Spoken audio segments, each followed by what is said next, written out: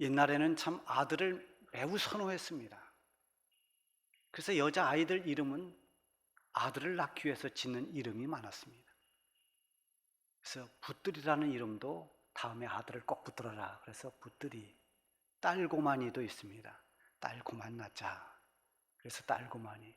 지금은 이런 이름을 짓지 않습니다만은, 이런 걸 보면 우리 사회가 굉장히 남자 중심의 사회였고, 이에 따라서 여자들이 많이 소외되고 천시되는 이런 경향이 있었습니다. 물론 지금은 언제 그런 때가 있었는가 할 정도로 많이 변했습니다만은, 불과 얼마 전만 해도 이런 일들이 있었습니다. 우리 민족뿐만이 아니라 히브리 민족, 이스라엘 민족도 과거에 남성 위주의 사회였습니다. 예수님 당시에도 이런 사회 관습 속에서 남성 중심의 관습이 깊이 뿌리내리고 있었습니다. 그래서 여성들이 소외되는 경우가 참 많았고, 여성뿐만이 아니라 여성과 동시에 소외된 계층이 어린아이였습니다. 아이들도 소외계층이었습니다. 이 성경에 보면 예수님께서 베세다 들판에서 많은 사람들을 이제 식사를 해결해야 되는데, 그 많은 사람들을 먹을 도시락이 없습니다. 또 음식을 어디에서 사올 수도 없습니다. 그때 한 아이가 싸온 도시락, 보리떡 5개와 물고기 2마리를 가지고 축사하셔서 거기 있던 모든 사람들이 먹고도 12광주리를 남깁니다. 자, 그런데 이 오병이어의 사건, 그 오병이어의 사건을 다룬 마태복음 14장 21절에 보면 이렇게 기록이 되어 있습니다. 먹은 사람은 여자와 어린이 외에 5,000명이었더라. 이 기적의 음식을 먹은 사람들은 엄청난 사람들이 먹었습니다. 5,000명이 훨씬 넘는 사람들이 먹었지만, 그 중에 여자와 어린아이는 제외시켰습니다. 숫자에 넣지 않았습니다. 여자와 어린이 외에 5,000명이다 한 것만 봐도 그 당시에 여자와 어린아이들이 어떻게 취급을 당했는지를 짐작해 볼 수가 있죠. 누가복음 18장에 보면 사람들이 자기 아이들을 데리고 예수님이 만져주기를 기대하면서 데리고 옵니다. 또 마태복음 19장에도 보면 예수님이 아이들을 축복해 주시고 안수해 주기를 바라서 아이들을 데리고 옵니다. 부모들이 자기 아이들이 잘 되기를 바라서 예수님에게 한번 축복받고 싶고 안수받고 싶고 한번 만져주시기를 원하는데, 제자들이 크게 꾸짖습니다. 예수님께로 이 접근을 막았습니다. 그리고 아이들을 쫓아버렸습니다. 그런데 예수님께서 제자들이 쫓아내버린 그 아이들, 혼쭐이 나고 쫓겨난 그 아이들을 다시 부릅니다. 그리고 그 아이들을 안아주시기도 하고 만져주시기도 하고 그 아이들을 축복하며 안수해 주셨습니다. 여자라는 이유 때문에, 또 어리다는 이유 때문에 소외당하고 또 대우받지 못하는 이런 잘못된 관습 속에서도 예수님은 누구에게나 항상 차별함 없이 대해주셨습니다. 그래서 예수님 가시는 곳에는 여자들이 많이 있었습니다. 또 예수님 가시고 곳에는 아이들도 많이 모였습니다. 오늘 본문의 상황에서도 그 주변에 아이들이 있었습니다. 그때 제자들이 예수님에게 한 가지 질문을 던집니다. 천국에서는 누가 큽니까? 이게 쉬운 성경에 보면 그렇게 되어 있어요. 하늘나라에서는 누가 높은 사람입니까? 자, 이 질문이라고 하는 것은 그 사람이 가지고 있는 관심, 또 그 사람 마음속에 두고 있는 이런 것들에 대해서 질문을 하게 됩니다. 천국에서는 누가 높은 사람인가요? 이 질문을 하고 있는 이 제자들은 이미 자기들끼리도 경쟁의식에 쌓여 있습니다. 우리 중에 누가 더 높은 사람이 될까? 서로 높은 자리를 얻고 싶은 그런 마음들이 제자들 속에 있었습니다. 그들은 천국에 가서도 누가 높은가를 생각하는 이 서열의 관심이 아주 높았습니다. 제가 전임 전도사 때 목사님이 출타하셔서 제가 금요 철야기도회를 설교를 했습니다. 사회는 장로님이 보시고 제가 이제 말씀을 전하고, 그날 밤에 뜨겁게 기도하고 말씀으로 은혜 받고 열심히 찬양하고 해서 다 은혜가 충만한데 이제 마칠 시간이 됐습니다. 사회를 보던 장로님이 나오시더니 내가 지금부터 교회의 서열을 가르쳐 주겠다 이렇게 말씀하시면서 서열을 쭉 이야기하셨습니다. 제가 들어보니까 그것은 어떤 직분의 특성이나 이런 것 고려하지 않고 그냥 줄 세우기 식으로 서열을 쭉 이야기하신 것입니다. 이 서열이란 말도 좀 맞지 않는 말이지만 이렇게 서열을 발표하고 나니까 사람들이 웅성웅성거립니다. 그리고 질문도 합니다. 그때 당시 제가 전임 전사는 저 혼자였습니다. 그래서 사실 전천후 사역을 했습니다. 새신자 신방도 하고 때로는 목사님과 나눠서 두 파트로 나눠서 대신방도 하고 마리 전도사지 정말 여러 가지 사역을 하고 있을 때인데 제 서열이 어디였는가 하면 서리 집사님과 동급이었습니다. 어디가 됐든 왜 그렇게 나왔는가? 아마 항준직과 임시직을 구분해서 그렇게 말씀하신 것 같아요. 그러니까 이제 사람들이 질문합니다. 그러면 저 시골에서 담임 전도사를 하고 있는, 예전에는 다 시골 교회는 목사님들보다는 전사님들이 목회를 하고 있었습니다. 그 목회하고 있는 담임 전도사님들은 다 서리 집사와 같은 분들입니까? 이렇게 물으니까 장로님이 굉장히 당황했습니다. 그래서 제가 마치는 기도하러 나와서 그냥 멘트를 한마디 하고 잘 마무리했습니다. 교회에서는 서열이 아니라 직분의 차이입니다. 그리고 모든 직분은 다 주님을 섬기기 위해서 있는 것입니다. 그렇게 마무리를 했습니다. 오늘은 우리 교회 항존직 투표가 있습니다. 장로, 권사, 안수집사 모든 직분자는 명예가 아니라 계급이 아닙니다. 하나님의 일을 하는 일꾼입니다. 일꾼으로 세움을 받는 것입니다. 그러므로 이 항존직 투표라고 하는 것은 인기 투표가 아닙니다. 헌신자들을 세우는 아주 귀한 일입니다. 세상의 투표와는 다릅니다. 세상 투표는 어떻게 해서든지 선출이 돼야 됩니다. 그 사람이 승자입니다. 그래서 현수막을 걸고 또 명함을 돌리고 피켓을 들고 길거리에 서서 그 피켓을 흔들고 할 수 있는 온갖 것을 다 동원해냅니다. 그러나 교회에서의 직분자를 세우는 것은 그 기반에 하나님의 뜻을 신뢰하는 믿음이 있어야 됩니다. 그래서 선출이 된다 하면 하나님의 뜻으로 믿고 하나님 앞에 겸손히 자기에게 주어진 일을 순종하며 일하는 것입니다. 또 선출이 되지 않는다 하더라도 마찬가지입니다. 어떤 결과라 할지라도 그것을 하나님의 뜻으로 받아들이는 믿음이 있어야 됩니다. 그래서 믿음으로 겸손히 모든 걸 다 받아들이고 묵묵히 하나님의 사람으로서 한 교회의 지체로서 성도로서 자기 할 일을 잘 감당하면 그 사람이야말로 정말 하나님께 영광을 돌리는 것입니다. 사람이 판단하는 것과 하나님이 보시는 것은 다릅니다. 항존직으로 선출이 되었으면서도 전혀 일하지 않는 사람이 있는가 하면 선출이 되지 않았음에도 불구하고 여전히 말없이 자기 일을 성실하게 감당하는 사람들이 있습니다. 하나님 보시기에 어떨까요? 모든 것을 하나님의 뜻과 하나님 보시기에 어떠한가에 초점을 맞춰야 됩니다. 지금 제자들이 천국에서 큰 자가 누구냐고 물었습니다. 예수님은 주변에 있는 어린 아이 하나를 불렀습니다. 그 아이를 제자들 가운데 세워놓고 예수님이 한 말씀 한 말씀을 하십니다. 3절에 보면 이르시되 진실로 너희에게 이르노니 너희가 돌이켜 어린아이들과 같이 되지 아니하면 결단코 천국에 들어가지 못하리라.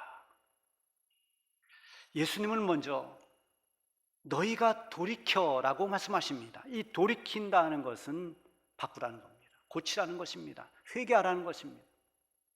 너희가 지금 서로 높아지려고 하는 그 교만한 마음을 버리라는 것이지요. 예수님을 믿는 믿음을 소유하려고 하면 자아가 깨져야 됩니다. 하나님께서 깨트리든 자기가 깨지든 깨트려지지 않고는 안 됩니다. 바울로 변한 사울은 다메섹 도상에서 주님에 의해서 완전히 깨져버렸습니다. 자아가 다 무너졌습니다. 두 손을 들 수밖에 없었습니다. 그렇게 해서 하나님의 위대한 복음 전달자가 되고 복음을 전하는 사도가 됐습니다. 마음이 굳은 사람은 예수님을 영접하지 못합니다. 나를 죄인이라고 가슴치며 회개할 수가 없습니다. 어린아이처럼 순수하고 낮아질 때, 그때 복음을 받아들일 수 있고 예수님을 나의 구주로 믿고 영접할 수가 있고, 그래서 구원을 받을 수 있는 것입니다. 우리를 구원해 주시기 위해서 이 세상에 오신 예수님 역시도 높은 하늘의 보좌를 다 버리고 그 영광 다 버리고 낮고 천한 몸으로 이 세상에 내려오셨습니다. 자기를 낮추는 자가 회개하고 예수님을 영접합니다. 교만해서는 결단코 순전한 믿음을 가질 수가 없습니다. 따라서 교만한 사람은 돌이켜야 됩니다. 그 교만을 깨트려야 됩니다. 돌이켜 깨지지 않고는 천국에 갈 수가 없습니다. 예수님께서 또 말씀하십니다. 4절에 보면 그러므로 누구든지 이 어린아이와 같이 자기를 낮추는 사람이 천국에서 큰 자니라. 믿음으로 천국에 가지만 천국에서 큰 자는 계급이 아닙니다. 직분, 서열 이런 것이 아니라 겸손한 사람입니다. 어린아이처럼 자기를 낮추는 사람입니다. 어린아이들은 자기의 능력을 의존하지 않습니다. 자기 능력을 의존할 수도 없습니다. 그래서 어린아이의 특성은 전적으로 의지해야 되는 것입니다. 부모를 의지해야 됩니다. 뭔가 의지해야 어린아이들은 살 수 있습니다. 하나님을 믿는 믿음도 전적으로 하나님을 의지하는 그 믿음, 그것이 겸손한 믿음입니다. 내가 할 수 있다가 아니라 주님께서 나를 통해 하신다라는 이 나를 내려놓고 온전히 주님을 의지하는 믿음이 필요합니다. 하나님 말씀 앞에서는 내 생각과 판단을 모두 다 보류하고 오직 말씀에 의지하고 순종하는 것이 어린아이와 같이 순수한 믿음이요, 그것이 바로 겸손한 믿음인 것입니다. 사도 바울이 육체의 가시를 제거해달라고 했더니 하나님께서 안 들어주셨습니다. 오히려 내 은혜가 너에게 족하다, 이렇게 하나님 말씀하십니다. 그때 바울은 아멘 하고 받아들입니다. 아멘이 무엇입니까? 예, 제가 하나님 뜻을 따르겠습니다. 이 육체의 가시를 뽑아주지 않는다 하더라도 내가 여전히 육체의 고통을 가지고 살아간다 하더라도 그것이 하나님 뜻이면 제가 그렇게 하겠습니다. 하나님께서 하시는 모든 것을 신뢰하고 의지하고 믿고 따르는 것, 이것이 겸손한 믿음인 것입니다. 하나님은 언제나 겸손한 자를 높여주시고 겸손한 자에게 은혜를 베풀어 주십니다. 야고보서 4장 6절 가운데 보면 하나님이 교만한 자를 물리치시고 겸손한 자에게 은혜를 주신다 했습니다. 10절에는 주 앞에서 낮추라, 그리하면 주께서 너를 높이시리라. 이 세상에서는 힘과 권력을 가지고 남을 지배하는 사람이 높은 사람으로 그렇게 보입니다. 그러나 천국에서는 자기를 낮추고 많은 사람을 섬기는 그 사람이 큰 사람인 것입니다. 이어서 예수님께서 말씀하셨습니다. 5절에 보면 또 누구든지 내 이름으로 이런 어린아이 하나를 영접하면 곧 나를 영접함이니. 앞서 말씀드린 것처럼 당시에는 어린아이의 존재는 아주 보잘것없는 존재였습니다. 사람의 숫자에서도 제외될 만큼 별것 아닌 존재, 아이들을 그렇게 취급했습니다. 그러나 이렇게 보잘것없는 사람이라 할지라도, 소자라 할지라도 주님의 이름으로 대하면 그것이 곧 주님을 대하는 것과 같다는 것입니다. 누가복음에 보면 그 10장에 이제 파송된 제자들, 전도하러 나가는 제자들에게 주님께서 이렇게 말씀하십니다. 너희 말을 듣는 자는 곧 내 말을 듣는 것이요, 너희를 저버리는 자는 곧 나를 저버리는 것이다. 나를 저버리는 것은 곧 나를 보내시는 이를 저버리는 것이라. 마태복음 10장 42절에는 또 누구든지 제자의 이름으로 이 작은 자 중 하나에게 냉수 한 그릇이라도 주는 자는 내가 진실로 너에게 이르노니 그 사람이 결단코 상을 잃지 않을 것이다, 이렇게 말씀하십니다. 어린 소자에게, 어찌 보면 인정받지 못하고 소외된 한 사람에게 내가 정성껏 사랑을 나눠주고 복음을 나눠주고 그를 따뜻하게 대했다면 그것은 곧 주님을 대하는 것이라는 것입니다. 톨스토이가 쓴 구두 수선공이 만난 하나님이라는 아주 작은 책자가 있습니다.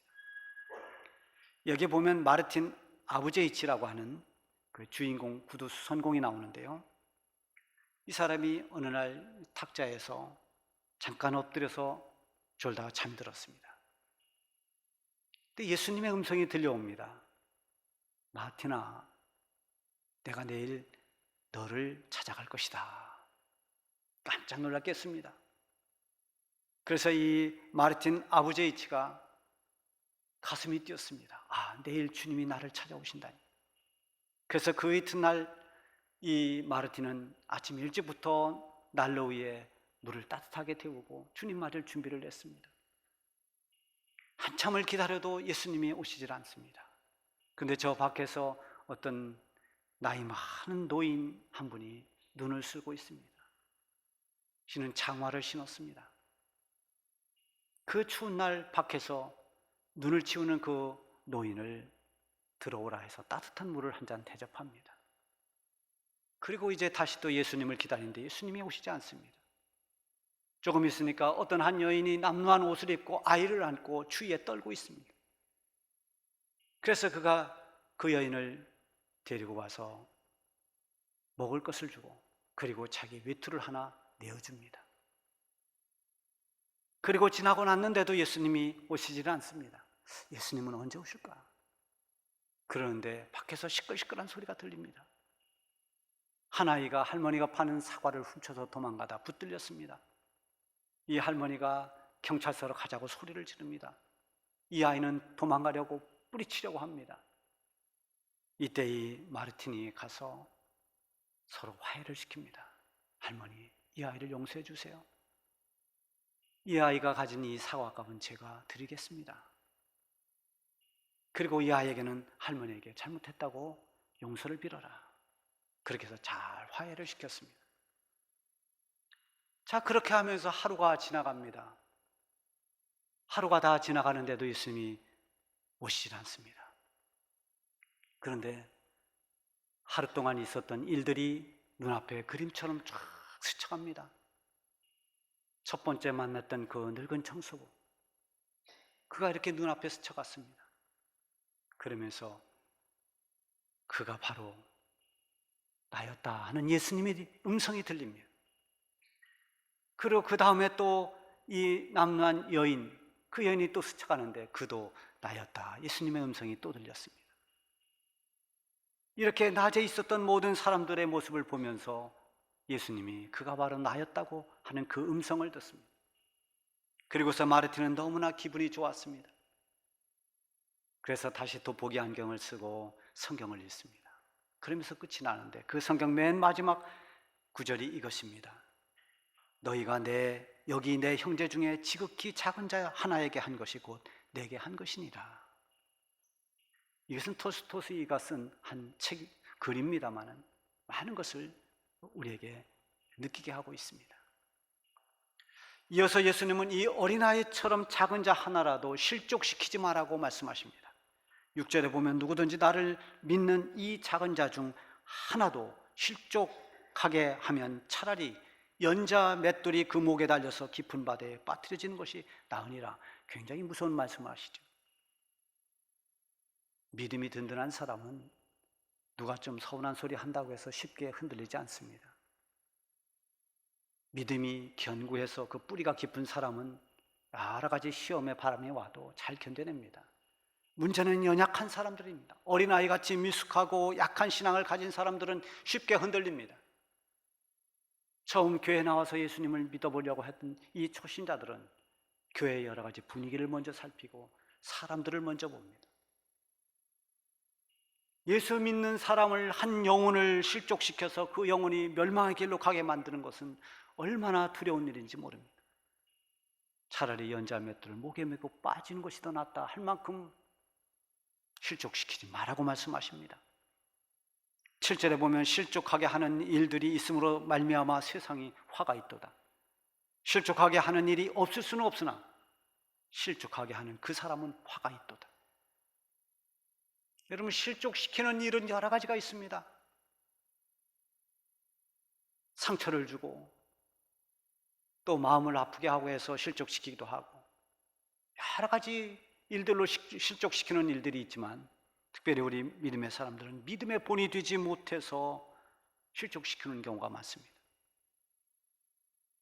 오히려 믿는다고 하면서 안 믿는 사람보다 더 믿음 없는 행동을 할 때, 그 언어나 행동이 실망스러울 때, 예수 믿으려고 생각했던 사람들이 볼 때는 굉장히 실망하게 되고 또 실족하게 됩니다. 그런 의미에서 우리 어린 자녀들에게 부모는 언제나 신앙의 본이 되어야 합니다. 자녀들에게 믿음 없는 말을 하고 신앙과 거리가 먼 그런 모습을 보이면 자녀들은 믿음의 가치를 귀하게 여기지 않습니다. 믿음을 중요하게 생각하지 않습니다. 부모님이 신앙생활하는 모습을 보면서 신앙의 소중함도 알지 못합니다.